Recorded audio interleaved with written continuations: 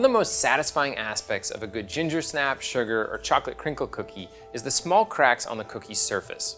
In the case of chocolate crinkle cookies, these fissures literally make the cookie. They provide a contrast of bright white powdered sugar and dark chocolate crinkles.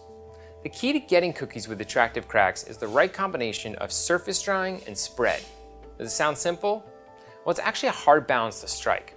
If a cookie spreads rapidly before the surface dries sufficiently, you end up with gaping, sparse cracks, like this cookie here.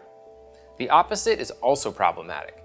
The surface on this cookie dried quickly, but the cookie didn't spread enough to properly rupture the surface and crack.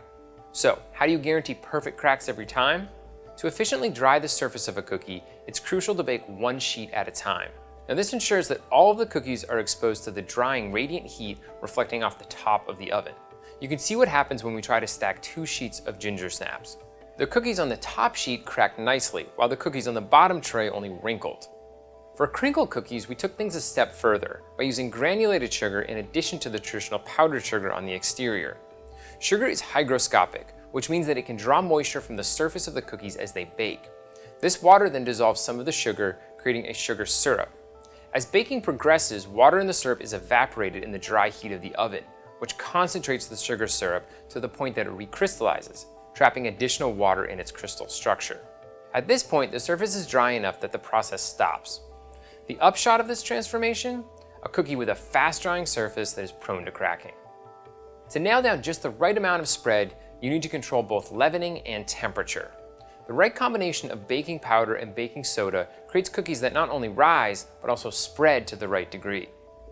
Baking soda raises the pH of cookie dough, which actually weakens the gluten structure, providing for more spread.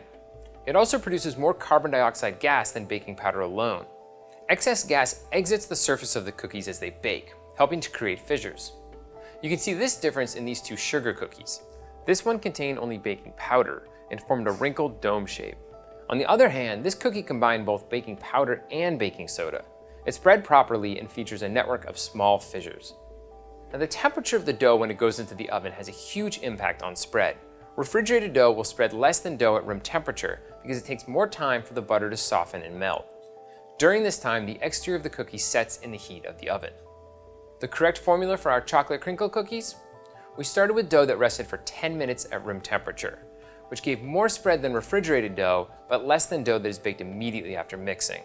Then used both 1 teaspoon baking powder and a 1/4 teaspoon baking soda. Baking 1 sheet at a time at 325 degrees delivers the perfect chocolate crinkle cookie every time. This is the science of good cooking.